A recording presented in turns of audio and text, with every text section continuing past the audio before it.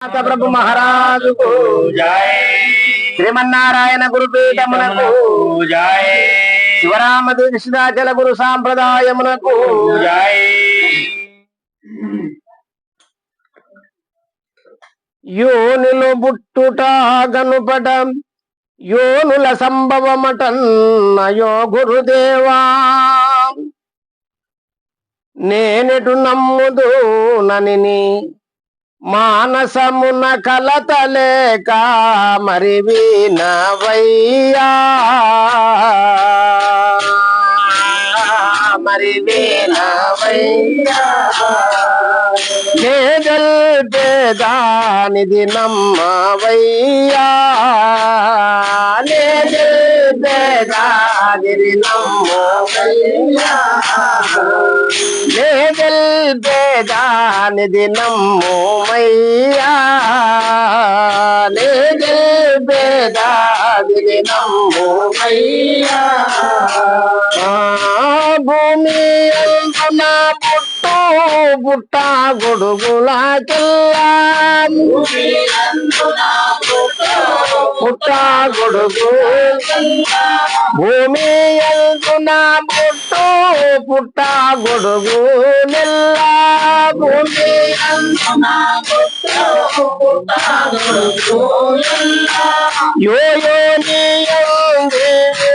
నుద్వాయించను దూచి మరి వినవయ్యా నేదల్పేదానిది నమ్మోమయ్యా నేదల్పేదానిది నమ్మోమయ్యా నేదల్పేదానిది నమ్మోమయ్యా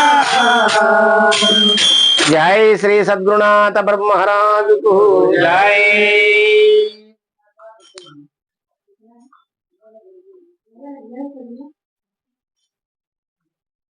అయితే ఇప్పుడు పంచబంధ కర్మల లోపల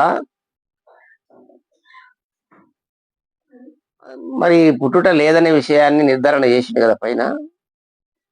అయితే యోనుల బుట్టుట లేదన యోనిల అసంభవం అనుట యో గురుదేవ. మరి ప్రత్యక్షంగా చూస్తుంటే సమస్త జీవకోటి కూడా యోని ద్వారా జననం అయినట్టుగా మనకు అందరికి అవగతమే కదా, అందరికి చూస్తా ఉన్నాం కదా. మరి పుట్టుట లేదనుట అంటే ఎట్లా నమ్మేది? పుడమి నమ్ముతారా ఈ జనము? దానికి వివరంగా మాకు చెప్పండి అనేది శిష్యుని యొక్క సంశయం. అది యోనుల అసంభవం అంటన్న యో గురుదేవ. నేనెటుల నమ్మదు.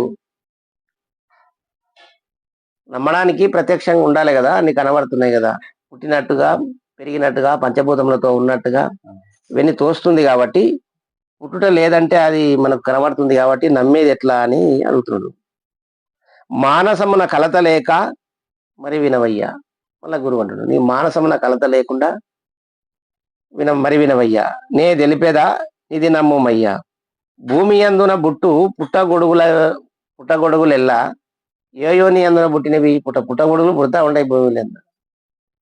వాటికి యోని లేదు కదా. పుట్టగొడుగులు పుడతా ఉంటాయి పోతా ఉంటాయి కాబట్టి దానికి కూడా యోని లేదు కాబట్టి ఆ విధంగానే ఇవన్నీ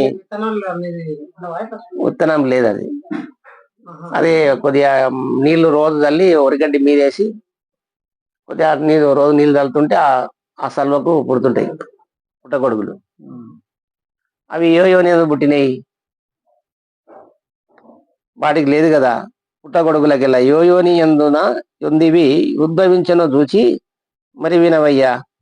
నేను తెలిపేదా మది నమ్మవయ్యా.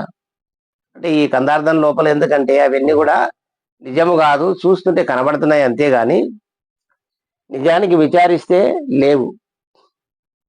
అంటే ఈ కళ సంబంధము ఎందుకు తీసుకుంటే అట్లాంటివి లేవనడం అంటే ఇవి కళ లోపల మనము భోంచేసి పడుకున్న తర్వాత కళలో స్నేహితులు చుట్టాలు బంధువులు సమస్తమైన వారందరూ ఈ కార్యానికి అందరూ ఏం చేసినట్టు అన్ని శుభాశుభ కార్యాలన్నీ జరిగినట్టుగా మేల్కొని చూస్తే ఎవ్వరు లేరు కదా.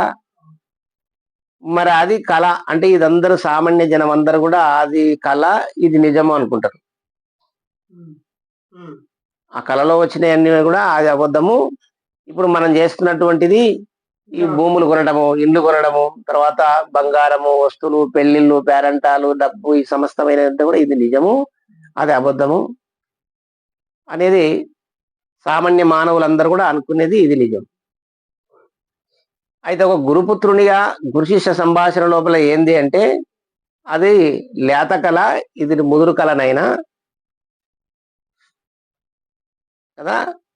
ఆ కళలో వచ్చినటువంటి యొక్క సమస్తమైన వారికి ఏ యోని ఎందు పుట్టిన వాళ్ళు అయోని అంటారు దాన్ని. అయోని ఎందు పుట్టినారు వాళ్ళంతా. అయోని ఎందు అంటే మనసు అందే అన్ని తోసినాయి. వాళ్ళు పుట్టినట్టు పెరిగినట్టు వ్యవహారాలు ఎన్నో జరిగినట్టుగా మనం కలగంటాం. మేల్కొన్న తర్వాత ఏమి లేవు. మరి గురుపుత్రుడు కూడా విచారిస్తే ఈ యొక్క ఈ ఈ కళ లోపల ఇది కళనే. ఎవరికి కళ? ఇది గురు మేల్కలో మేల్కొన్న వారికి. ఎప్పుడైతే గురుసేవ చేసి శాశ్వతమైనటువంటి పరబయలు సూచన అయినటువంటి వారికి ఆ కళ ఎంతో ఈ కళ అంతే. అట్లాంటప్పుడు ఆ పుట్టబొడుగులు ఏ విధంగా ఏ యోని ఎందు పుట్టినాయి, అవి అనుకోకుండానే ఆ తేమ వల్ల భూమిని ఆధారం చేసుకొని పుడతా ఉన్నాయి, పోతా ఉన్నాయి. మన యొక్క సమస్తమైన వారందరి యొక్క మన యొక్క జన్మ కూడా అటువంటిదే, కానీ ఇది శాశ్వతమైనటువంటిది కాదనైనా. ఇవన్నీ కూడా భ్రాంతి చేత మనకు తోస్తున్నవే తప్ప నిన్ను నువ్వు విచారిస్తే నీకు మూలమే లేదు.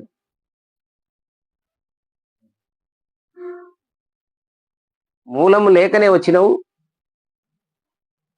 మూలము ఎరగకనే మాట్లాడుతూ ఉండవు, అన్ని చేస్తూ ఉండవు వ్యవహారాలన్నీ. మూలం లేకపోతా ఉండవు. కాబట్టి ఇది నిజమైనటువంటిది కాదు అనేది ఈ కందార్థం లోపల శ్రీ శ్రీ పరమానంద శంకరనారాయణ సద్గురు దేవుల వారు మనకు చాలా చక్కగా తెలియజేసిండు. ముందు కందార్థంలో ఇంకా బాగా విషదంగా చెప్తారు మనకు.